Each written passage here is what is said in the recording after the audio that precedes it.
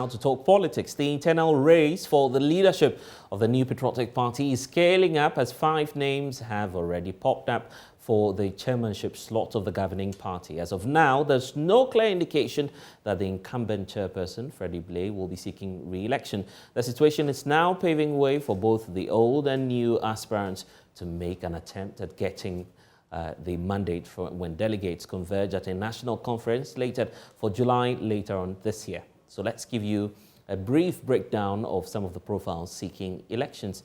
And here you have some of the names coming up right on your screens now. You have one man who says he's capable of changing the story. Akwesi Osei Ejay is a former member of parliament representing then Ejisu Jobin constituency of the Ashanti region in the 4th Parliament of the 4th Republic of Ghana. And he was the Minister of Foreign Affairs from July 2007 to February 2009. He became Deputy Minister for Trade as well from April 2003. Then we also are hearing of Stephen Asamoah Boateng. Stephen Asamoah Boateng, as we know, is a former Member of Parliament from the Infantsbam West constituency of the Central Region. One time a former member, local government minister, one time a former minister as well in charge of tourism and diaspora relations. And we know that he was also a former minister of information and then recently resigned as executive officer for the state's, that's the State Interest and Governance Authority. He was one time also as well in charge of the State Enterprises Committee. But there's also another name here, Stephen Intim. I'm sure you've heard about him. He ran before. He's done about 3 attempts at becoming the national chairperson of the New Patriotic Party. Stephen Intim was the first national vice chairperson of the NPP from 2001 to 2005. Then he served on various committees of the NPP and then became chairperson of the Brongahafo Regional Conflict Resolution Committee in 2012 and then member of the Pastors and Chiefs Special Task Force during the 2012 campaign. So he's done also something for the party, for a reason for which he believes he would have to be chairperson. But the last name, not the least, that we're also hearing of is Professor Christopher Ameyaw Ekumfi. As we know, he's a revered academic and he once served as Minister of Education in the John Ajekum Kufuor administration. So these are some of the names that we're hearing of, but there's one man who believes that he would be able to turn the fortunes of the party and in fact increase the fortunes, I should say, of the NPP going into the 2024 election. So let's speak to Akwesi Osei Ejay, who was the first individual that we introduced to you. He's joining us in studio now. Thank you so much, sir, for joining us here on The Pulse. Thank you very much. So you've seen about 4 names already, or 3 names, we should say. How do you feel knowing that you would be running against some of these persons who were one time your very good friends, I believe, in cabinet or whatever forum it is when you were serving as a Minister of State? Indeed, indeed. Good to be here. You know, haven't been here for some time now. Yeah, it's good to be back. Yes, good to be back. Right. Yes, they are all my good friends. We all came to this party, but coincidentally, they came to meet me in the party because I started in 1992. Oh. You know, whilst they joined me later on. You know, so yes, they are all my friends, good gentlemen. I respect them. Yes. The question has always come up as to why must the NPP delegates prefer you above the others, and what would you be bringing on board to turn around the fortunes of the NPP? In fact, there are predictions out there that even the party, given its current state, may not be able to successfully cross over, break the 8, and retain power beyond 2024. So what really are you bringing on board? Thank you. As you just said, we've set ourselves an objective. The objective is to break the 8. And before you can break the 8, there are so many things that has to be considered and done before you can make an attempt. What I'm bringing into the race is to make sure that we galvanize all persons in the party, because now there are so many people sitting in the fence. And I believe that once I'm in, I'll be able to get them, rally them behind the objective that we've set ourselves, and also include them. Because what is lacking again is participatory, where people they feel they are not part of it. Even the polling station level, they don't feel part of it. They think they are just coming in to vote, and then they go and then the next time they come in and vote. And we want to draw the attention and then make sure that they are so very important, because winning an election is to consider the people at the grassroots. If you do that, then you'll be able to make it. What exactly is wrong with the grassroots of the party, which you believe needs to be fixed? Yes, because they think that they are just a voting machine. They are called upon to come in to vote. And then after voting, they just go and say, you know, they mind their own businesses. And which I think is wrong, because they must be integral part of the governance. Because the party apparently is the gave birth to the government. Right. So whatever the government does must be referred to the party, and the party also must draw their inspiration down from the people down, which is the delegates, which is the polling station level, because that is where the elections are won. There are some who believe that you missed the opportunity as a political party. You should have done that right from the start, but because it wasn't done, that's what accounted for some of the violent acts that were recorded during the polling station level, and then we saw a scale up of that during the constituency level as well. The fear is, if care is not taken, it may recur at the regional level. What's your take on that? Indeed, it is true. It is true. We have to be very, very careful, because at the end of the day, as I've just been repeating myself, it's the people down there that must give us the vote. And if we are not careful to be able to streamline things, to internal democracy, strengthen internal democracy, and then the system, then obviously they feel they are not part of it. Right. And if they don't feel part of it, then we are creating problems for ourselves. Because when you go there to elect a polling station chairman, the polling station chairman feels that the party is his at that level. So he is controlling the party. And it might run contrary to the to what the national level or the regional level or even constituency level, what you're supposed to do. That is what accounted for the defeat or the loss of so many seats last time. Yes.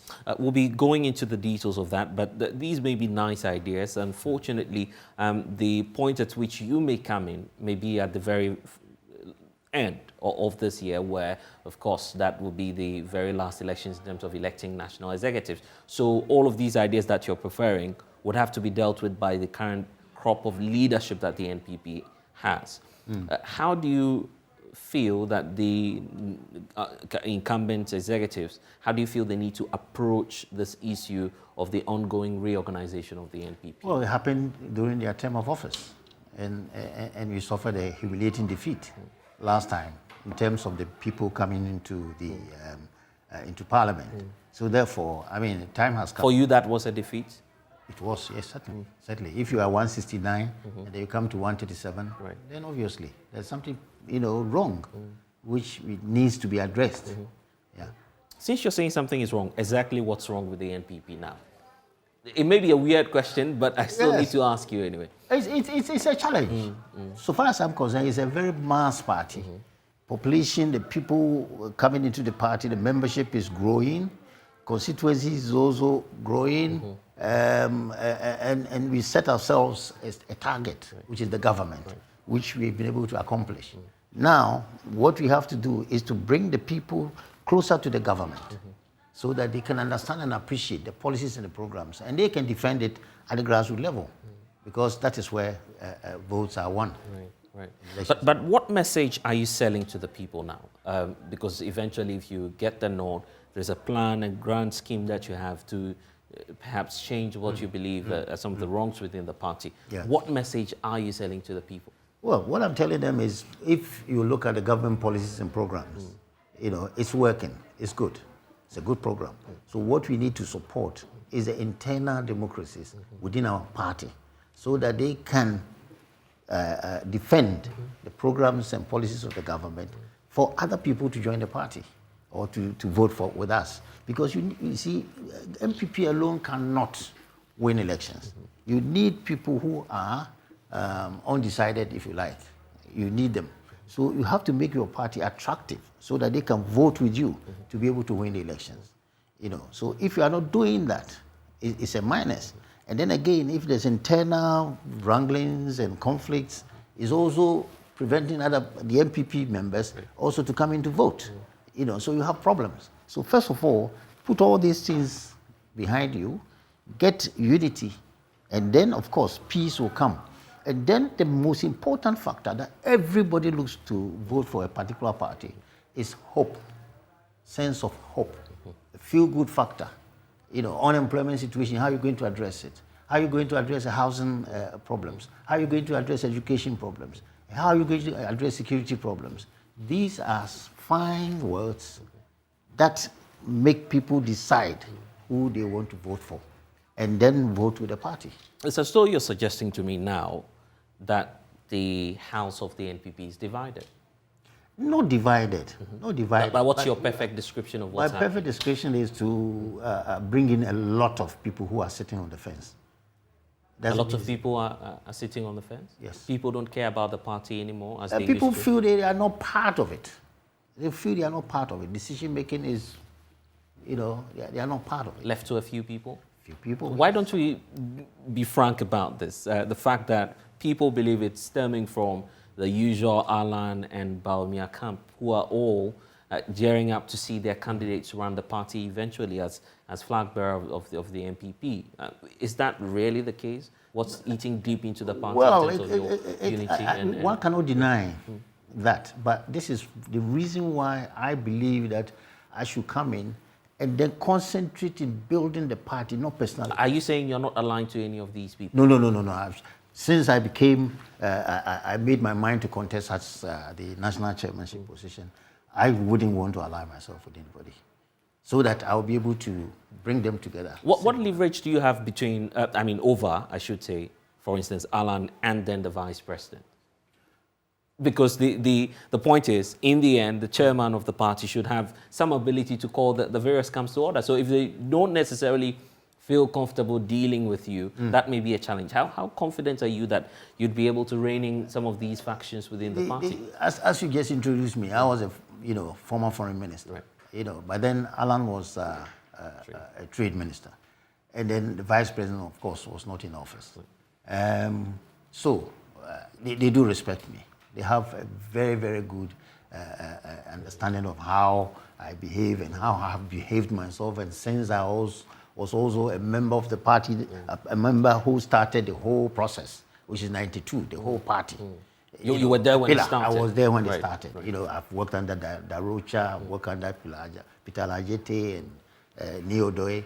All of these people, great people who started the whole party, I was with them. I was a member of the Young Executive Club that funded the party, and also in Parliament. I was in Parliament for three terms, and then also there we set up something we call the Mission 2000, which in fact we took up certain constituencies that were orphaned to be able to run the constituencies until the elections, and in fact, indeed, we won the elections through that Mission 2000, was integral part of the whole process, so they know that I've been there for quite a long time.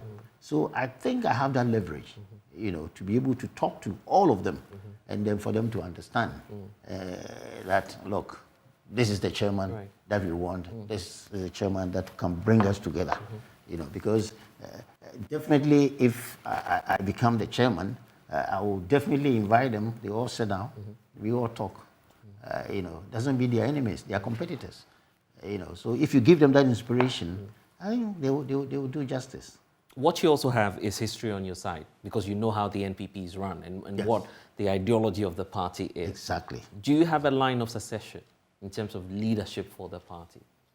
A line of succession. I mean, what we are liberal Democrats. You should allow every person to come up with his to fulfill his aspirations. Right. I'm thinking of a very good example that a friend of mine talked to me about. He said nobody joins the police force not thinking that he one day not become an IGP. And in fact, the IGP now has demonstrated the truth that he started as a constable and then up to So any person who joins this party has the aspiration, and then he wants one day to lead the party. That should be given to that person. It is his right to be able to come. Nobody should deny anybody. This is one of the things that is causing a lot of problems for us in this party. Don't deny anybody. Let everybody come in, and then the people will decide who they want to run the vote. party. Yes. But beyond all of these internal challenges, what you have confronting you as a political party, whether you win or not, will be the 2024 elections. Correct. Do you feel that the NPP is still attractive to Ghanaians? Very, very, very. If you can put the structures in place, the party internal democracies are in place, we are the best alternative.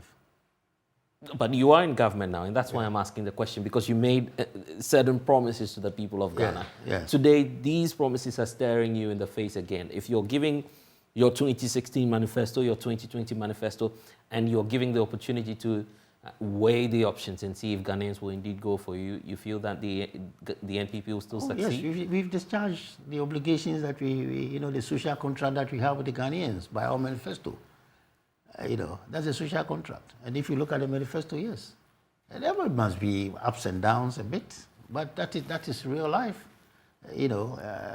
Economy was running good until the COVID, and then until this Russian, doesn't mean that that's going to be the end. It's become a chorus, isn't it?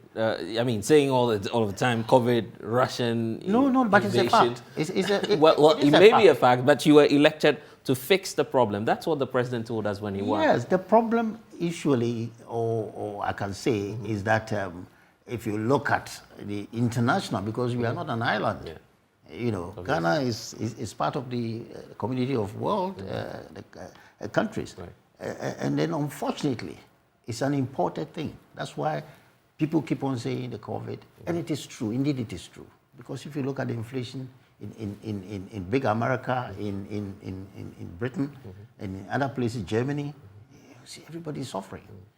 But we will receive the biggest shock because our economies are not strong enough. That's why we are in this state. So I wouldn't put it on that the MPP has mismanaged the economy. No. But you made promises. For instance, you told the people of Ghana that you would move the economy from a taxation dominant one into a production-based economy. That's not happening now. For instance, you have some interventions coming through, such as the levy, which government is being criticized for instance. If you were chairperson of the NPP, giving the backlash that is coming following the introduction of the levy, what would you have done? I am for. First of all, I am for the levy. I think it's the best. A lot of people are not paying taxes in this country. So I am always in favor of indirect taxes, because it's going to affect everybody. It is very simple to calculate. It is also easy to collect. So these are some of the things that you look at in any taxation systems. If it's the productive one, it is indeed true that for us to develop, that is where you have to look at. But the other solution, the other problems that perhaps you can have if you concentrate more on the productive side, is that the people, the money that they have, they consume a lot of imported items. So that also makes a real problem. Until you have your industrial base, then of course, if you give more money to people, they will consume the products that you produce. Otherwise, all the monies will be outside, and it's not going to be good for the economy. Right. Well, we need to go, but I'm giving you another opportunity as well as we wrap up. The theme of the NPP is to break the 8, so you have your audience and some of your delegates watching us right now. What would be your message to them? My message is quite simple. Support the party. Let's go for a united party. Let's go and make sure that we have peace in the system. Let's encourage every person to participate in the governance of this country. Once you're able to do that, and also bring the government closer to the people, through the party, whatever committees that you can set up to be able to advise the government on certain matters. It shouldn't be the government. The government and the party should come closer. And once we're able to do that, we can do it. Let's make our party very attractive for people to come and vote with us, because by ourselves, we cannot win the elections, because our numbers are about 40% is maybe the highest that you can get. You need about 10% plus one person. And that one person, you have to make the party attractive. And that one person could also be a delegate. I was going to ask a controversial question as to whether or not you're also going to bring in some buses as part of the promise to your delegates that, well, if you vote for me, I have some job waiting there for you? No, let's depart from that. No votes buying? No. I'm totally against, I'm anti. Because let's look at it. Because in the 20s, in the before 20,000 elections, these things were not there. When we started, this was us. Everybody dipped his hand into his pocket to be able to provide money to help the party. A lot of old ones died. They didn't see anything, beneficial to them directly. But what we need to do is, a party is for people. You are coming in to do your bit for the future generation, not for yourself. You may not participate in whatever booties that are coming, but it's for the younger generation. They will come and they will continue. And when they continue, then of course, they will say our forebearers did very well to put at this situation. Akosio AJ, I'm grateful that you've been able to join us on the Pulse. Well, still to come here on the program, no free hot meal for primary school pupils today, as school feeding caterers suspended cooking until government subsidies increased from 97 pesos to 3 cedis. We are not going to cook until we hear something from them. We need our payments, number one, and we want increment too. So we are not going to cook on Monday.